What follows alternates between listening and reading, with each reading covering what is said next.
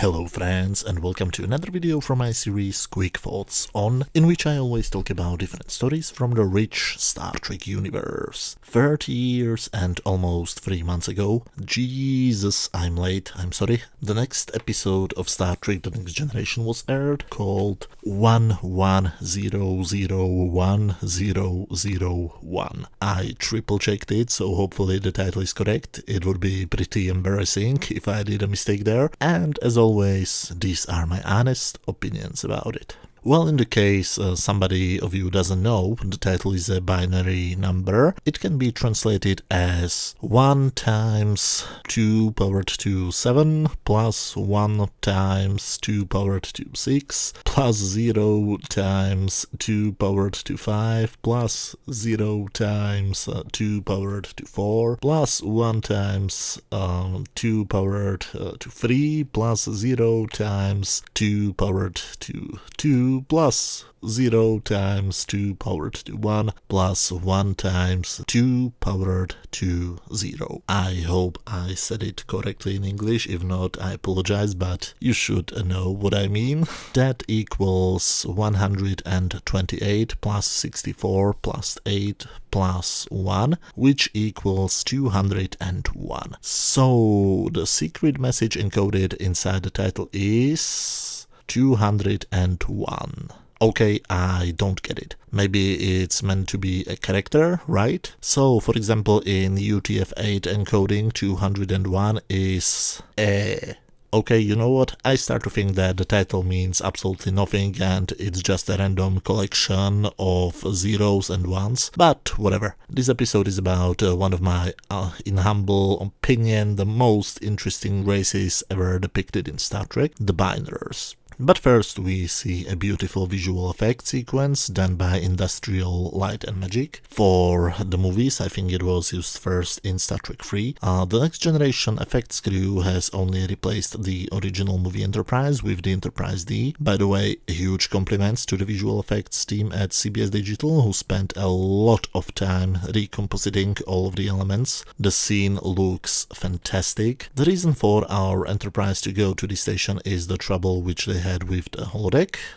Probably what this is supposed to be referencing is the fact that they were caught in the holodeck a few episodes earlier in the fantastic episode The Big Goodbye. But why is the Enterprise arriving to the base 1 week later? I don't think it's really explained, was it? Anyway, the Enterprise docks at Starbase 74 and we meet Commander Quinteros and the first representatives of the fascinating race called the Bynars. One of them is called 10 and the other one 01, and they always work as a pair. The thing is that their race is connected to the main computer on their planet and they are very Bynar. Please, no jokes about non-binary people in the comment section, thank you. The Bynars are there to work on their computer system, including the holodeck as I mentioned before, but they are visibly shocked that they will have much less time for their work than planned. Nothing weird or suspicious there, I guess,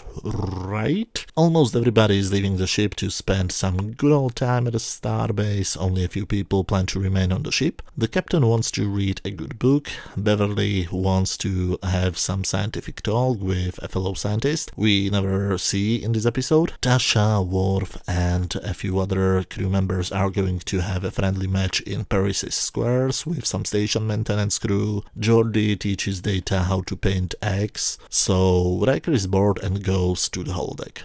He meets the Bynars, who inform him that they have fixed and improved the holodeck. He goes to the strangest place possible, a simulation of a New York 1958 jazz club. Weird choice, I would go to a different kind of club, but I guess this is supposed to be a family-friendly show. Remember my words when we get to the episode Conspiracy, mainly to its ending, but the womanizer he can't resist and creates himself a holographic woman called Minuet. And for some reason he is absolutely blown away by her. On the bridge, Wesley watches the Bynars from behind, and it looks pretty creepy in my humble opinion, and it gets even creepier when you realize that the Bynars are played by women. So basically in the scene, a young teenage boy stares at butts of 4 women. Family-friendly show indeed. we get a bit more exposition about the Bynars, and when the captain finds out that Riker is on the holodeck, he decides to go there with him. And that's not weird at all. But nothing really important happens on the holodeck. Riker plays the trombone and tries his moves on Minuet, and it looks like he's prepared to change the nature of the simulation, if you know what I mean, when Picard interrupts them. And when they look, they plan to start making out. He looks like he plans to join them. I must admit that I usually have a very uncomfortable feeling during the whole holodeck section. It feels a bit dirty, but finally something starts happening, and this episode actually starts to have a plot. Indeed, the first 2 acts of this episode are just time wasting. The actual story begins when Wesley informs Data about a problem in the engineering section. Data and Geordi go down there and find out that the magnetic containment field that holds the antimatter is deteriorating. In plain English, the ship will go boom. So the evacuation begins, and we see things we haven't seen before, different angles of the corridors, and of course the space station. Visually, the episode is interesting. I can't say anything wrong about this aspect of the episode. Data and LaForge try to find the captain and number 1, but the computer claims that they are no longer on board. They beam to the station when suddenly a surprise. The problem with the Enterprise solves itself, and the Enterprise leaves the station.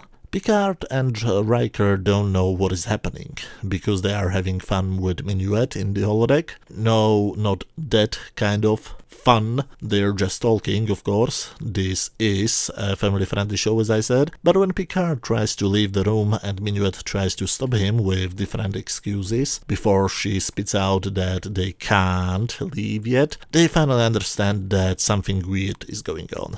When they leave the holodeck, they realize that the ship is on red alert and that they are the only 2 crew members on board. And of course, the Bynars, who are now on the bridge. But you don't steal a Starfleet captain's ship. Picard says, screw diplomacy. If I can't control the ship, nobody else will. Let's blow this ship up. And they go to the engineering, where they start the countdown till auto-destruction.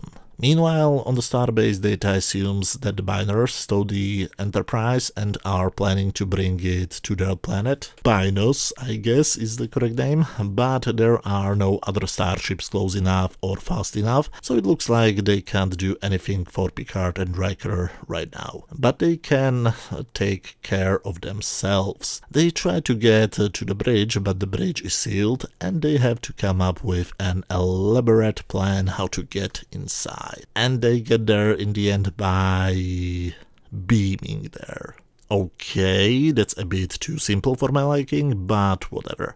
They find out that the Bynars are all lying on the floor. One of them begs them for help before he, she, it, Z, whatever, loses consciousness. When our heroes have the bridge under the control, they deactivate the self-destruction mechanism, but when they try to take over the computer denies them access. But they also realize that the computer's memory is filled with new data, and it now serves basically as a backup of the planetary computer. So, did Star Trek The Next Generation invent the concept of backing up your data in the cloud? They have an idea that Minuet might know what the hell is going on, and because she was apparently programmed not only to be a potential love interest for Riker, but also as the exposition fairy, she explains them that a star in the Bynos system went supernova, and because the Bynars knew that the EMP, or electromagnetic pulse for the non-nerdy viewers, will knock out their main computer, so they came up with a plan to back up their computer in the memory of the first huge computer they can find, meaning the Enterprise computer, and after the EMP they wanted to download all of the data back to their planetary computer, and I realized that I said computer way too many times, but because the star went supernova sooner than they expected and the Enterprise came too late, they didn't have the time to consult this plan with the Federation, so they simply stole the ship and took Riker and Picard as hostages if the Federation would try to do any problems. That's not a very bad plan if you don't have any morals, of course. So now Picard and Riker have to get somehow to the computer, but even Minuet doesn't know the password. So Picard asks Data using the communicator in his badge. Wait, they are orbiting a different planet, and Data is on a starbase orbiting a completely different planet, correct? So how does the connection work? Isn't it something like if I wanted to use my cell phone to call somebody on Mars? The sad thing is that they do have proper communication equipment on the bridge, which allows them to open subspace communication. Unfortunately, it looks like the director or whoever made this decision didn't really care. But whatever, Data recommends trying some 8-bit or 16-bit password, since they have a very binary way of thinking. So they try basically a brute force attack, which is the least efficient form of password cracking. But because this is fiction, it works. Of course, both of them have to work as a pair, just like the Bynars do, and the weird thing is that immediately after they do it, their planetary computer reboots and the Bynars regain consciousness and thank them. Picard flies the ship back, the Bynars are arrested, and Riker goes back to Minuet, but for some reason she's gone. Why? First of all, I personally don't see any differences between his Minuet and the new Minuet, but it's not really what I don't understand. My bigger problem is why she disappeared. The Bynars didn't do any more changes to the holodeck, so why did she change? Did the Bynars program her with all of the necessary knowledge and her special quote-unquote magic, and also program the magic personality functions to automatically delete themselves after the planetary computer reboots? Oh wait, the Bynars didn't create Minuet, Riker did. So this creates much more questions than answers. So I'm just closing it with my typical I think it doesn't make any sense.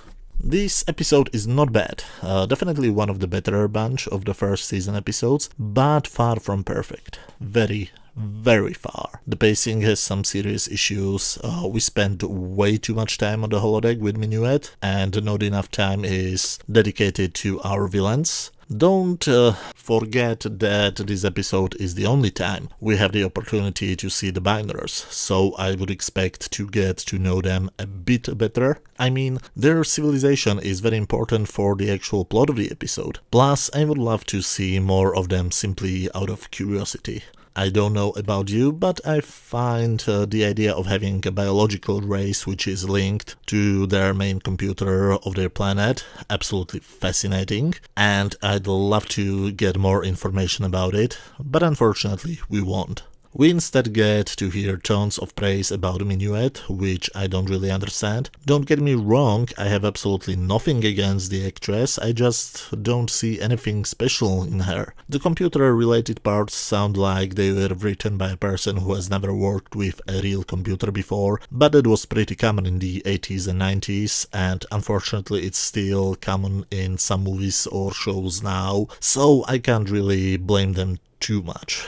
To say something positive, I absolutely love the look of this episode. All of the space footage looks great. To me, the 30 years old effects look more realistic than effects in many of current Hollywood movies. And I love the approach CBS Digital has taken. They scan the original 80s effects elements, scan them in 1080p and digitally recomposited them. These effects were simply meant to be seen in HD.